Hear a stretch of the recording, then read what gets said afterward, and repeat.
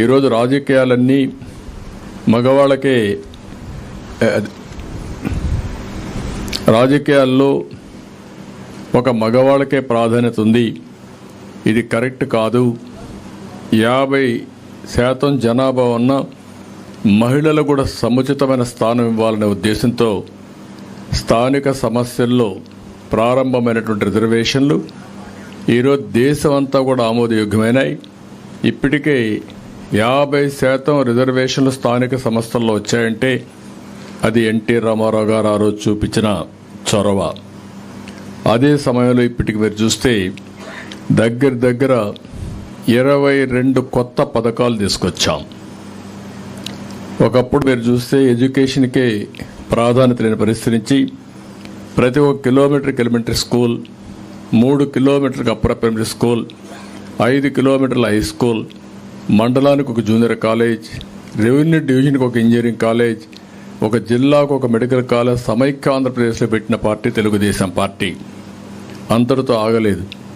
ఉద్యోగాల్లో కాలేజ్ సీట్లలో రిజర్వేషన్లు తీసుకొచ్చాం.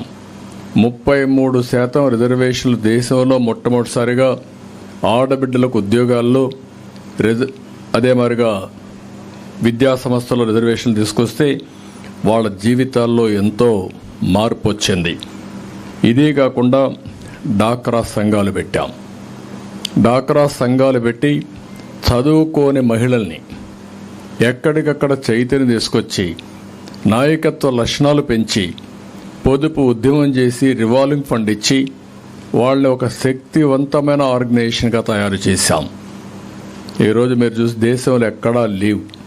ఏ ఊరికి పోయినా ఏవైతే డాక్రా సంఘాలు ఉన్నాయో, సెల్ఫ్ హెల్ప్ గ్రూపులు ఉన్నాయో ఇవి ప్రపంచానికే ఆదర్శమైనాయి. భారతదేశం మొత్తం వీళ్ళు వెళ్ళి అక్కడుండే మహిళల్ని మోటివేట్ చేసే పరిస్థితికి వచ్చారు. ఇంట్లో ఏదైనా అవసరాలుంటే ఆర్థిక స్వావలంబనతో వాళ్ళ కుటుంబాన్ని ఆదుకునే పరిస్థితి తీసుకురావడం జరిగింది. ఈరోజు మళ్ళీ ఒక వినూత్నమైన కార్యక్రమం మహాశక్తికి శ్రీకారం చుట్టాం. ఎలక్షన్ మేనిఫెస్టోలో మహాశక్తిలో మీరు ఒకసారి చూస్తే మేము ఒక 5 కార్యక్రమాలు ముఖ్యంగా తీసుకురావడం జరిగింది. ఈ 5 కార్యక్రమాల్లో ఒకటి, అందరినీ చదివించే బాధ్యత మహిళలు తీసుకోవాల్సిన అవసరం ఉంది. అందుకనే ఈ కార్యక్రమాలు మనం చూస్తే ఏడాదికి 15,000 రూపాయలు చొప్పున ఎంతమంది పిల్లలుంటే అందరికీ వర్తింపజేసే విధంగా తల్లికి వందనం తీసుకొచ్చాం. ఇంత మునుపు ఆంక్షలు పెట్టారు. దీనివల్ల అనేక సమస్యలు పరిష్కారమయ్యే అవకాశం కూడా వస్తుంది. అంటే ఒక కుటుంబంలో 2-3 పిల్లలుంటే మగ పిల్లల్ని చదివించడం, ఆడపిల్లల్ని పెళ్లిళ్ళు చేసి బాధ్యత తప్పించుకోవడం ఇలాంటి జరిగే సమయంలో ఇంట్లో ఎంతమంది ఉంటే అంతమందిని చదివించే అవకాశం వస్తుంది. దీనివల్ల ఆడపిల్లలకు ఈ గౌరవం దక్కుతుంది, వెసులుబాటు వస్తుంది. అదే సమయంలో నేనే ఆ రోజు దీపం కార్యక్రమం తీసుకొచ్చాను. మా ఇంట్లో మా తల్లిని చూసేవాడిని. చిన్నప్పుడు చాలా కష్టపడేది.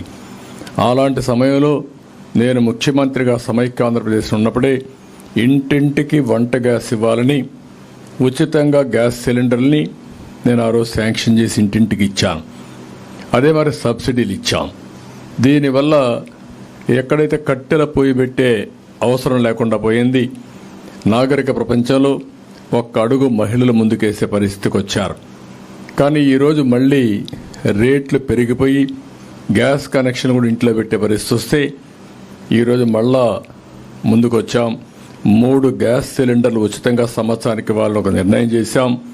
దీనివల్ల దగ్గర ఒక 3,500 కోట్ల రూపాయలు ఆదా అయ్యే పరిస్థితి వస్తుంది. ఇది కాకుండా మహిళలు ఎక్కడికి వెళ్ళినా ఉచిత ప్రయాణ సౌకర్యం ఏర్పాటు చేశాం. ఒక నమ్మకం, బయట పోతే ఒక గౌరవం ఉండాలి.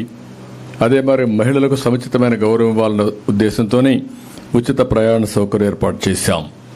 ఇది కాకుండా ప్రతి ఒక్క మహిళ 18 సంవత్సరాలు పూర్తయిన అందరి మహిళలకు 59వ సంవత్సరం వరకు నెలకు 1,500 రూపాయలంటే సంవత్సరానికి 18,000 రూపాయలు ప్రతి ఒక్క మహిళకి ఇస్తున్నాం. ఆ ఇంట్లో ఎంతమంది ఉంటే అంతమంది మహిళలకు ఈ డబ్బులు ఇస్తే వాళ్లకు ఇది ఒక వెసులుబాటు వస్తుంది, పెట్టుబడి నిధిగా వస్తుంది, వాళ్ళు చేయాలని పనులు చేసే పరిస్థితికి వస్తుంది. ఆ విధంగా ఈ కార్యక్రమానికి శ్రీకారం చుట్టాం. అదే మరి ఏ మహిళ కూడా త్రాగునీటి ఇబ్బంది లేకుండా ఇంటికే కొళాయి పెట్టి ఒక ప్రొటెక్టెడ్ వాటర్ స్కీములు పెట్టి ఒక మంచి నీళ్ళని ఇవ్వాలని, మినరల్ వాటర్ టైప్లో మనం ఇవ్వాలని దీనికి కూడా ఒక కార్యక్రమం క్రియేట్ చేశాం. ఈ 5 కార్యక్రమాలు కానీ జయప్రదంగా చేయగలిగితే మహిళలకు చాలా వెసులుబాటు వస్తుంది. మళ్ళీ ఆ కుటుంబాన్ని పైకి తీసుకురావడానికి వాళ్ళు ఆలోచించే శక్తిని ఇస్తుంది, పుష్టినిస్తుంది, వాళ్ళు ముందుకు పోయే అవకాశం వస్తుంది. అదే సమయంలో ఈరోజు మళ్ళీ నేను ఒక కార్యక్రమానికి శ్రీకారం చుట్టాను. మీ కలలకు రెక్కలు. ఈ కార్యక్రమం ఒక వినూత్నమైన కార్యక్రమం. కలలకు రెక్కలు అన్నప్పుడు నేను ఎప్పుడో చెప్పాను, dare to dream, strive to achieve. అదే అబ్దుల్ కలాం గారు ధైర్యంగా కలలు కనండి, దాన్ని సాధికారం కోసం కృషి చేయమని దేశమంతా తిరిగి చెప్పారు. ఈరోజు నేను ప్రత్యేకంగా మహిళా శక్తిని గుర్తించి, మహిళలకు ఉండే అవకాశాలను గుర్తించి, మహిళల కోసం ఒక ప్రత్యేకమైన కార్యక్రమం తీసుకొచ్చాం. ఇది మామూలుగా అందరూ కూడా ఇంటర్మీడియట్ చదువుకోవడం, అక్కడి నుంచి పెద్దల ప్రోత్సాహం లేకుండా పోవడం, నిధుల కొరత రావడం, ప్రభుత్వాలు కూడా ఉదాసీనంగా ఉండడం, అంటే వాళ్ళకు ఆలోచనలు ఉన్నాయి, ప్రపంచంలో రాణించే శక్తి ఉంది, ప్రపంచానికి సేవ చేసే నాలెడ్జ్ ఉంది, అదే మరి ఒక కళ కూడా ఉంది వాళ్ళందరికీ. కానీ ఆ కళలు సాధికారం కావాలంటే ఎక్కడికక్కడ ఆర్థిక ఇబ్బందులు, కుటుంబంలో నిరుత్సాహం, చదివించాలంటే ముందుకు రాకుండా పోయే పరిస్థితి వస్తూ ఉంది. అందుకే ఈ కార్యక్రమంలో మీరు చూస్తే మొత్తం ఎవరైతే ఆడపిల్లలు చదువుకోవాలనుకుంటారో గవర్నమెంట్ స్కూల్స్ కానీ గవర్నమెంట్ ఇచ్చే స్కాలర్షిప్లని తీసుకుంటూనే ఇంకా బాగా చదువుకోవాలి, లేకుంటే శిక్షణకి వెళ్ళాలి, స్కిల్ డెవలప్మెంట్కి వెళ్ళాలి, అదనంగా నాలెడ్జ్ నేర్చుకోవాలి అనుకునే ప్రతి ఒక్కరికి ఎంత డబ్బులైనా తీసుకొని చదువుకునే విధంగా తెలుగుదేశం పార్టీ ఒక కార్యక్రమాన్ని తీసుకొచ్చాం. దీనివల్ల వాళ్ళందరూ బ్యాంకు లోన్ తీసుకుని స్వేచ్ఛగా వాళ్ళు చదువుకునే అవకాశం వస్తుంది. ఏదో స్కాలర్షిప్లు అంటే ఒక 10 కోట్లు 20 కోట్లు ఇవ్వడం, మధ్యలో దాన్ని నిలిపేయడం, వీళ్ళు చదువుకు ఆపేసే పరిస్థితికి వస్తున్నారు. ప్రపంచంలో బ్రహ్మాండమైన అవకాశాలు ఉన్నాయి. నాకు ఒక విశ్వాసం కూడా ఉంది. 25 సంవత్సరాల కంటే ముందు ఇచ్చిన విజన్ ఈరోజు ప్రపంచం మొత్తం తెలుగు కమ్యూనిటీ హైయెస్ట్ పరికారం ఉంది. మీరు అమెరికాకు పోయినా, ఆస్ట్రేలియాకు పోయినా, ఆఫ్రికాకు పోయినా, ఎక్కడన్నా ఒక పాస్ట్ లొకాలిటీ ఉందంటే ఆ దేశంలో ఎక్కువ తలసరి ఆదాయం ఎవరికన్నా వస్తూ ఉందంటే అది భారతీయులు, అందులో అగ్రస్థానాన తెలుగు వాళ్ళు ఉన్నారు. ఇది గర్వకారణం. ఇందులో మళ్ళీ ఒకప్పుడు ఆడపిల్లలందరూ ఇంటికే పరిమితం అయ్యేవాళ్ళు, ఉద్యోగాలు చేసేవాళ్ళు కాదు. అంటే వీళ్ళు చదువుకోకుండా ఒక గృహిణిగా ఉండిపోయేవాళ్ళు ఈరోజు మగవారితో సమానంగా ఆడపిల్లలు పనిచేసే పరిస్థితికి వచ్చారు. నేను చాలామందిని అనేక సందర్భాల్లో ఇంటర్వ్యూలు చేశాను, ఎంక్వైరీ చేశాను. భార్యాభర్త ఇద్దరు ఐటీ ప్రొఫెషనల్స్ అయితే ఎవరికి ఆదాయం ఎక్కువ వస్తుందంటే పోటీపడి సంపాదించే పరిస్థితికి వచ్చారు. ఒక విధంగా చెప్పాలంటే చాలామందిని చూసినప్పుడు మగపిల్లల కంటే ఆడపిల్లలకే ఎక్కువ ఆదాయం వస్తూ ఉంది. అంటే దీన్ని బట్టి మనం ఆలోచించుకోవాల్సింది, ఏ విషయంలో కూడా ఆడపిల్లలు తక్కువ కాదు.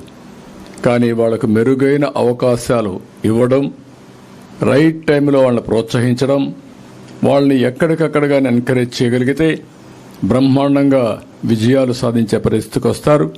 ఈ కార్యక్రమం కోసం ఎంత డబ్బులైనా ఆ డబ్బులంతా గవర్నమెంట్ గ్యారంటీ ఇస్తాం, వడ్డీ అంతా గవర్నమెంటే కడతాం. అది 5,000 కావచ్చు, 10,000 కావచ్చు, ఎంతైనా సరే కడతాం. ఎన్ని వేల కోట్లను ఖర్చు పెడతాం. ఆ పెట్టుబడి రాష్ట్ర భవిష్యత్తు కోసం పెట్టే పెట్టుబడి, ఆడబిడ్డల భవిష్యత్తు కోసం ఖర్చు పెట్టే పెట్టుబడి. ఈ పెట్టుబడి వల్ల ఒక ఆత్మవిశ్వాసం వస్తుంది. స్కిల్ డెవలప్మెంట్ కూడా సైమల్టేనియస్గా ఇప్పటి నుంచే ఈ హై స్కూల్లో ఉన్నప్పుడే పిల్లలు ఒక ప్లానింగ్ చేసుకునే అవకాశం వస్తుంది. నేను పెద్ద అయితే ఈరోజు మనం చూస్తున్నాం. ఒకప్పుడు నేను ఐటీ చదువుకోమంటే అందరూ నవ్వారు. ఐటీ ఏంటి అని మాట్లాడేది, అదేంటి, అది ఎక్కడుందని మాట్లాడారు. ఆ రోజు నేను ప్రపంచం అంతా తిరిగి చెప్పాను, ఐటీ వల్ల మీ జీవితాల్లో మార్పు వస్తుంది. మీ పిల్లలకి ఎంత భూమి ఇస్తారనేది ముఖ్యం కాదు, ఎంత డబ్బులు ఇస్తారనేది ముఖ్యం కాదు, ఎంత బాగా చదివిస్తారనేది చాలా ముఖ్యం. ఆ చదువు వాళ్ళ ప్రయోజకులు చేస్తుంది. మీరిచ్చే ఆస్తి కంటే 100 లక్ష రెట్లు ఆస్తి సంపాదించే శక్తి, మేధోశక్తి విద్య వల్ల వస్తుందని చెప్పేవాడిని. దాంతో చాలామంది ఊర్లో నుంచి, పల్లెటూరులో నుంచి టౌన్కి వచ్చి అక్కడ పిల్లలను చదివించడం మొదలుపెట్టారు. ఆ పెట్టుబడి ఈరోజు బ్రహ్మాండంగా ఉపయోగపడి వీళ్ళు విదేశాలకు సెటిల్ అయ్యి అక్కడ డబ్బులు సంపాదించి ఆ డబ్బులు ఖర్చు పెట్టి ఇంట్లో ఇల్లంతా, ఊర్లో ఇల్లు కట్టడం, పేరెంట్స్కి ఒక కారు తీసేయడం, వాళ్ళు కూడా హాలిడేస్ రావడం, ఇంట్లో వాళ్ళతో గడపడం, ఇలాంటివన్నీ జరిగే పరిస్థితి వచ్చింది. ఒక విధంగా చాలామంది నన్ను విమర్శిస్తూ ఉంటారు, మీ వల్ల తెలుగుదేశం పార్టీ ఓట్లన్నీ కూడా విదేశాలకు వెళ్ళిపోయినాయి, దీనివల్ల నష్టపోయారని. నేను నష్టపోయాను, కానీ అదే నా సంకల్పం. అందుకనే ఈరోజు నేను చేసే పని ఆడబిడ్డల వెలుగు కోసరం, ఒక భవిష్యత్తు కోసరం. భవిష్యత్తులో ఎక్కడ పోయినా ఒకప్పుడు మీరు చూస్తే నేను ఆ రోజు చదువుకోమంటే కూడా ఆడపిల్లల పెళ్ళిళ్ళు చేయాలంటేనే అది ఒక సమస్యగా తయారయ్యేది. అలాంటిది ఈరోజు వరకట్నం రివర్స్ ఇచ్చే పరిస్థితికి వచ్చారు. ఆడపిల్లల్ని కట్నం అడిగే పరిస్థితులు లేరు. ఏ తల్లి అయినా సరే, ఏ తండ్రి అయినా సరే, నేను అడుగుతున్నా, ఒకే క్వశ్చన్ అడుగుతున్నా, ఆడబిడ్డల పరిస్థితి 25 సంవత్సరాల కంటే ముందు ఎట్లుంది, ఈరోజు ఎట్లుంది, మీ గుండె మీద చేసుకుని చెప్పమని కోరుతున్నా. ఏ ఆడబిడ్డ అయినా, ఐటీ చదువుకున్న ఆడబిడ్డ కానీ, బాగా చదువుకున్న ఆడబిడ్డ ఉంటే కట్నాలు అడిగే పరిస్థితి ఉందని అడుగుతున్నా. ఒకప్పుడు మగపిల్లలు ఆడపిల్లల్ని సెలెక్ట్ చేసుకునే పరిస్థితి నచ్చితే, ఈరోజు ఆ పరిస్థితి లేదు. పెళ్లి చూపులని ఇవన్నీ పెట్టి ఇప్పుడు ఆ పరిస్థితి లేకుండా పోయింది. ఆడబిడ్డ మగవాడిని నచ్చితేనే చేసుకునే పరిస్థితికి వచ్చింది. అంటే ఎంత వ్యత్యాసం వచ్చిందో మీరు గుర్తుపెట్టుకోవాల్సిన అవసరం ఉంది. సమాజంలో ఎప్పుడు కూడా ఆడపిల్లలు కానీ మగపిల్లలు కానీ సమానంగా చూడడం, సమాన హోదా ఇవ్వడం, భవిష్యత్తు కూడా ఇద్దరికి సమానంగా కల్పించడం, తద్వారా మనం దేశ అభివృద్ధికి దోహదం చేసిన అవుతాం. దీనివల్ల ఎకానమీలో మెరుగైన ఫలితాలు వస్తాయి. సంపద సృష్టించే వ్యక్తి, సంపద సృష్టించే శక్తి మహిళలకు ఎక్కువ ఉంది, మగవాళ్ళకు ఉంది. ఇద్దరూ కలిసి పనిచేస్తే ఆ కుటుంబానికి శ్రీరామ రక్ష, అది దేశానికి పెద్ద సంపద. ఈరోజు ఒకే విషయం మనం గుర్తుపెట్టుకోవాలి, ప్రపంచంలో రాబోయే 20 సంవత్సరాలు, నేను అది కూడా చెప్తాను. ముందు ఈ కాన్సెప్ట్లో మీకు ఏదైనా డౌట్ ఉంటే చెప్పండి. ఈ కాన్సెప్ట్ చెప్పిన తర్వాత మిగిలిన విషయాలు నేను మాట్లాడతాను. మీకెవరికైనా ఏమండి, స్టేట్ రీఎంబర్స్మెంట్ ఇచ్చేది డిగ్రీ వరకు ఇచ్చి వదిలేస్తున్నాం, లేదంటే పీజీ వరకు వాళ్ళకు నచ్చిన కోర్సులకు ఇస్తున్నాం. ఎండీలకు పోవాలన్నా, విదేశాలకు పోవాలన్నా ఎక్కడ డబ్బులు లేవు. వీళ్ళ టాలెంట్ ఎలిమెంటరీ స్కూల్కో హై స్కూల్కో పరిమితం చేయడం కరెక్ట్ కాదు. ఈరోజు డబ్బులుండే వాళ్ళు 50 లక్షలు, 20 లక్షలు, 30 లక్షలు పెట్టుబడి పెట్టి best universities in the world పంపిస్తున్నారు. నేను అందుకే విదేశ విద్యా విధానం తీసుకొచ్చాను. ఆ విదేశ విద్య కూడా కొంతమందికే పరిమితం అవుతుంది. 1,000 కోట్ల రూపాయలు ఇవ్వాలంటే ఇవ్వలేనప్పుడు కనీసం 1,000 కోట్ల రూపాయలు పెట్టుబడి మనం పెట్టే పరిస్థితి వస్తే, కనీసం ఇంట్రెస్ట్ ఇచ్చి గ్యారంటీ ఇవ్వగలిగితే వీళ్ళు అక్కడ చదువుకున్న తర్వాత 4-5 ఏళ్లలో దానికంటే 100 రెట్లు ఎక్కువ సంపాదిస్తారు. 100 రెట్లు ఎక్కువ సంపాదిస్తే ఈ 4-5 లక్షలు, 20 లక్షలు, 10 లక్షలు కట్టడం పెద్ద కష్టం కాదు. ఒక స్టార్టప్ కంపెనీ, ఒక ఆలోచన, ఒక ఇన్నోవేషన్ వస్తే దాంతో ఎక్కడికో ఊహించని ఫలితాలు వస్తున్నాయి. ఈరోజు ప్రారంభంలోనే మంచి యూనివర్సిటీలు మీరు చదువుకుంటా ఉంటే ప్లేస్మెంట్ వచ్చి ఆటోమేటిక్గా మిమ్మల్ని ఫైనల్ ఇయర్ అవుతారు రమ్మని చెప్పి ప్లేస్మెంట్ ఆర్డర్ ఇస్తున్నారు. ఇప్పుడు ఫర్ యానం ఎంత ప్యాకేజ్ ఇచ్చే పరిస్థితికి వచ్చేసారు సంవత్సరం.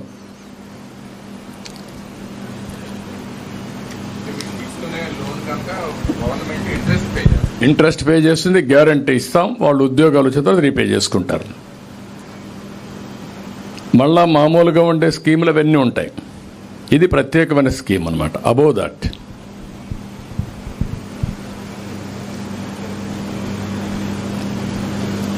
మీరేమన్నా మాట్లాడతారమ్మా ఈ స్కీమ్ గురించి?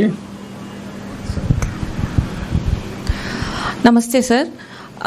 నేను ఒక IT professionally one of the top ఎంఎన్సీస్కి వర్క్ చేస్తాను. నేను ఈ స్కీమ్లో రిజిస్టర్ అవడానికి కారణం, మేము ఐటీ ప్రొఫెషనల్ అయినా వర్క్ చేసినా రోజుకు ఒక కొత్త స్కిల్ వస్తుంది. We have to enhance our skills.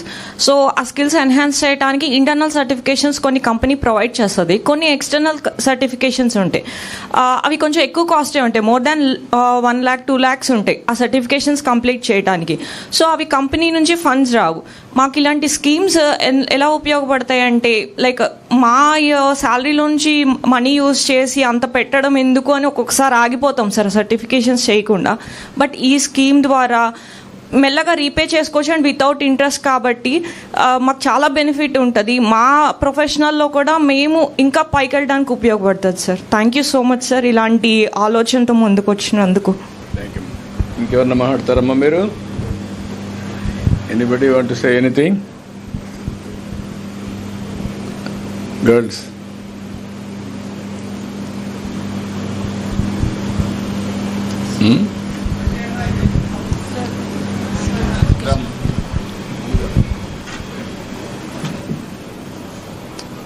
So అందరికీ నమస్తే. నేను ఒక IT professional in the sense of I'm working in the biomedical background. నేను ఒక టాప్ ఎంఎన్సీలో వర్క్ చేసిన తర్వాత అక్కడ నాకు గ్రోత్ లేక నేను మళ్ళీ స్టార్టప్కి షిఫ్ట్ అయ్యాను. సో ఇక్కడ ఏంటంటే ఈ పథకం అనేది ఓన్లీ ఐటీ ప్రొఫెషనల్స్కే ఉపయోగపడుతుందా, లేకపోతే ఇంకా అదర్ దాన్ మనకి ఓన్లీ ఐటీ ఇండస్ట్రీ కాదండి, ఇంకా చాలా ఇండస్ట్రీస్ ఉంటాయి. Like I'm working as biomedical, agriculture, networking, చాలా అంటే చాలా ఉంటాయి.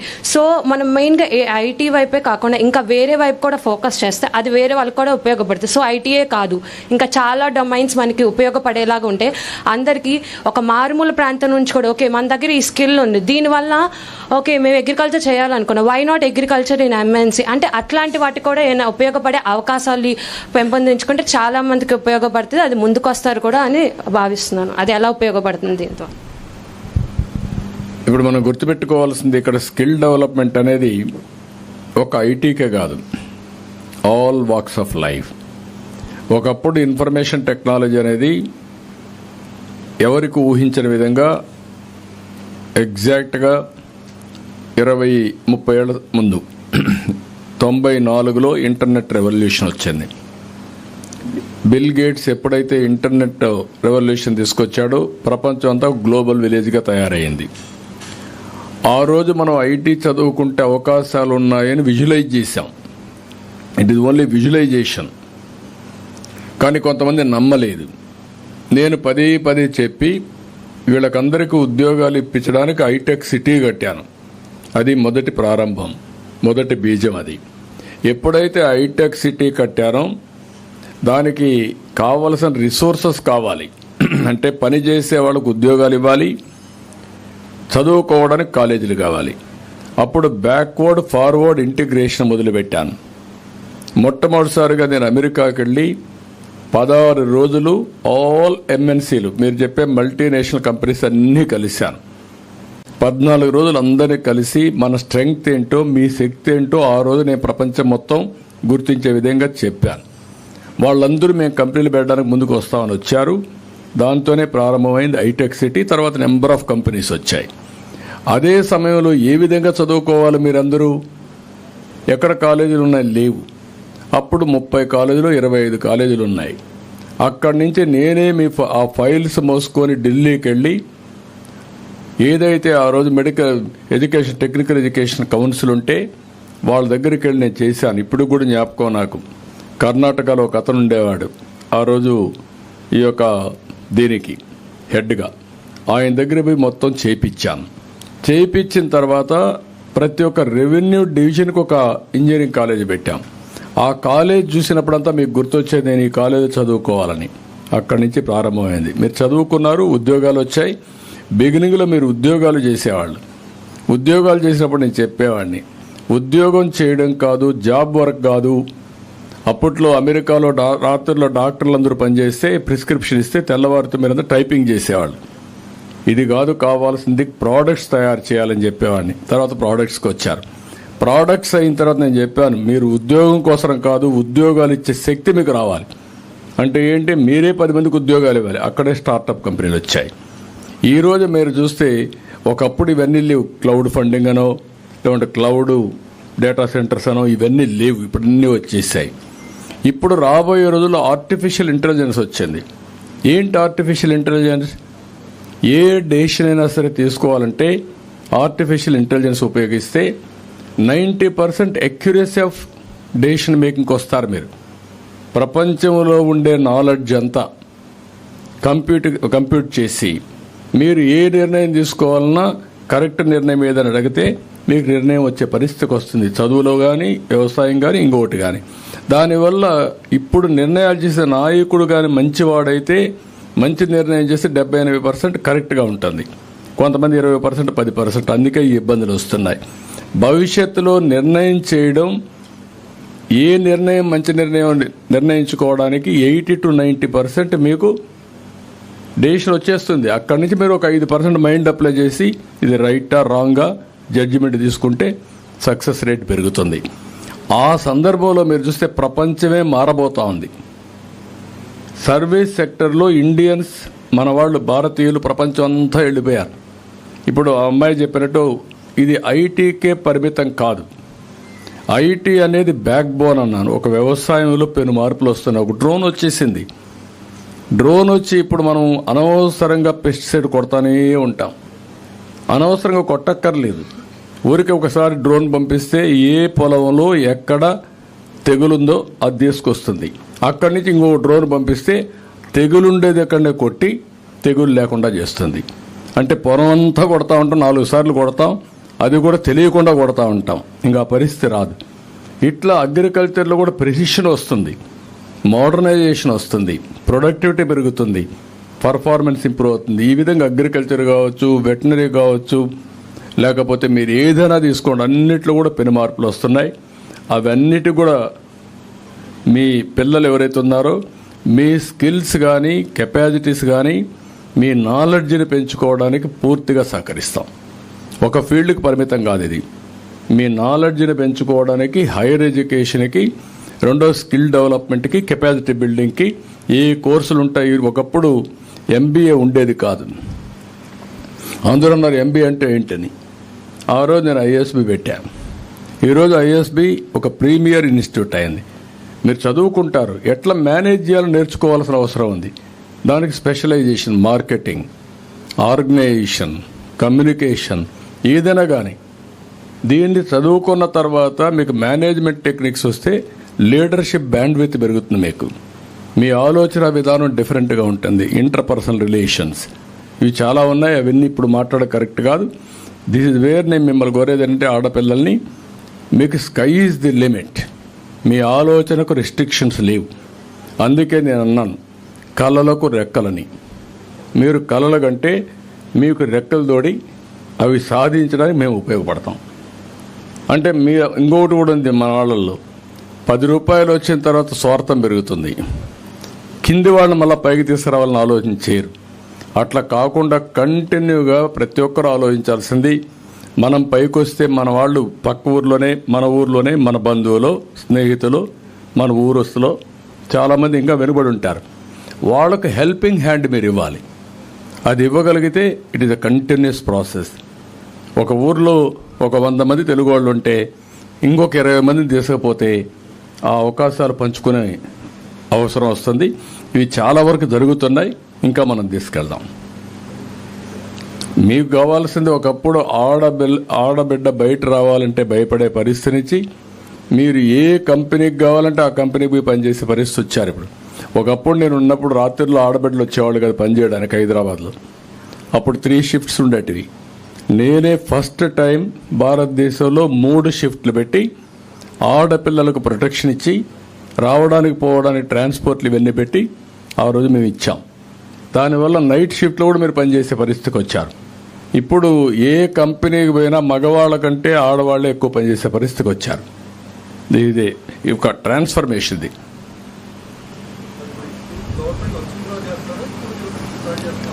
గవర్నమెంట్ వచ్చినాక ఇప్పుడు ఎన్రోల్ చేస్తున్నాం. వస్తానే యాక్ట్ చేయడానికి ఇప్పటికే ఒక 12,000 మంది మొన్న మహిళా దినోత్సవ సందర్భంగా భువనేశ్వరి గారు ఇనాగరేట్ చేశారు. 12,000 మంది జాయిన్ అయ్యారు. ఇంకా దీన్ని ముందు తీసుకెళ్తాం.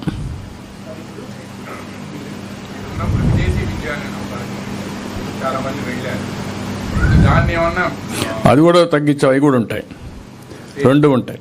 అవసరమైతే 2 మెర్జ్ చేయడమా ఏం చేయడం ఇంకొంచెం బెనిఫిట్ ఇస్తాం. అక్కడ లిమిటెడ్. ఇప్పుడు అక్కడ ఏంటంటే సెలక్షను, కోరికలు ఉండేవాళ్ళు 1-2 వస్తే మళ్ళీ పై రివ్యూలు అవన్నీ ఉంటాయి. ఇక్కడ అట్ట కాదు.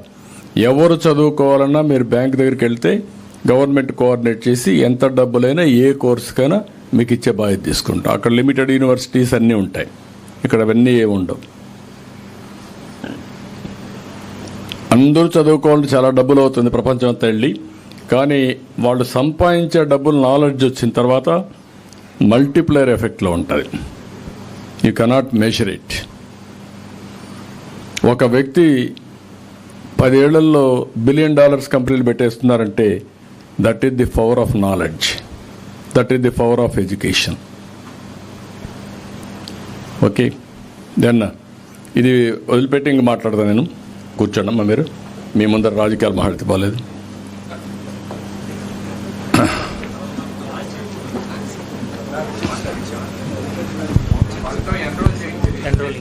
ఎన్రోల్మెంట్ రన్ ఎవరో చేసుకుంటారు. రండమ్మా, వచ్చేయండి.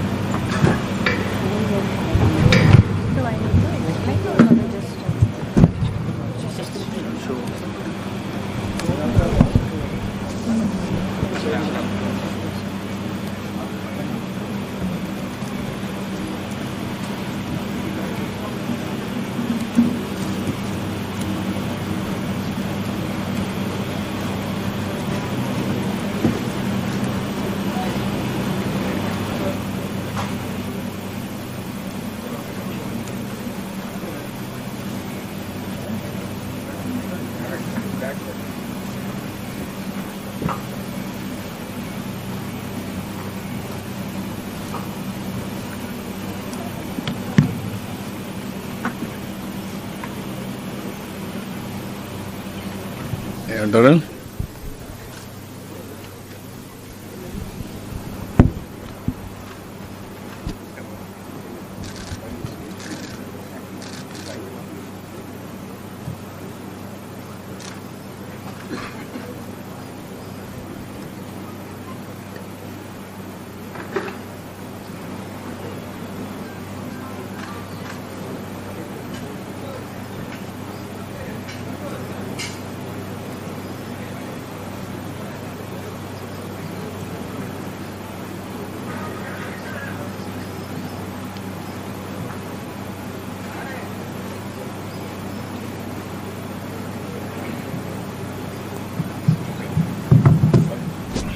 రిజిస్ట్రేషన్ అయిపోయింది, సర్టిఫికేట్ కూడా ఆటోమేటిక్గా వస్తుంది. That is the beauty of system. ఒకప్పుడు టెలిఫోను టెక్నాలజీ కూడు పెడుతుందనేవాళ్ళు, ఇప్పుడు రియల్ టైం ఎక్కడికక్కడ పనిచేసుకునే అవకాశం, వర్చువల్గా పనిచేసే అవకాశం వచ్చింది. దీంట్లో నాకు ఆనందం ఏంటంటే టెలికమ్యూనికేషన్ సెక్టర్ని డీరెగ్యులేషన్కి ఆద్యుడు నేను. నా రిపోర్ట్ బేస్ చేసే ఈరోజు టెలికమ్యూనికేషన్, ఒకప్పుడు బిఎస్ఎన్ఎల్ విఎస్ఎన్ఎల్ ఉంటే అది తీసేసి కాంపిటీషన్ తీసుకొచ్చారు, సంస్కరణ తీసుకొచ్చారు. రెండోది, ఇటీవల కాలంలో నేను నరేంద్ర మోడీ గారి నాయకత్వంలో ఒక కమిటీ వేసే డిజిటల్ కరెన్సీ నేనే రిపోర్ట్ ఇచ్చాను. ఆ డిజిటల్ కరెన్సీ ఇచ్చిన తర్వాత ప్రపంచంలోని ఈరోజు డిజిటల్ కరెన్సీలో హైయెస్ట్ ట్రాన్సాక్షన్స్ ఇండియా. రాబోయే రోజుల్లో ప్రపంచంలో ఎన్ని జరుగుతాయి, మన దగ్గర ఎన్ని జరుగుతాయి. ఇప్పుడు మీరు చూస్తున్నారు పిల్లలు ఎంత నీట్గా మొత్తం within no time they are able to complete it. కొన్ని లక్షల కోట్ల ట్రాన్సాక్షన్ చేసే పరిస్థితికి వచ్చింది. అందుకే నేను చెప్పింది రాబోయే రోజుల్లో టెక్నాలజీ ఏ విధంగా మారిపోయిందనేదానికి ఒకప్పుడైతే లైట్నింగ్ కాల్ అంటే ఒక వారానికి వచ్చేది.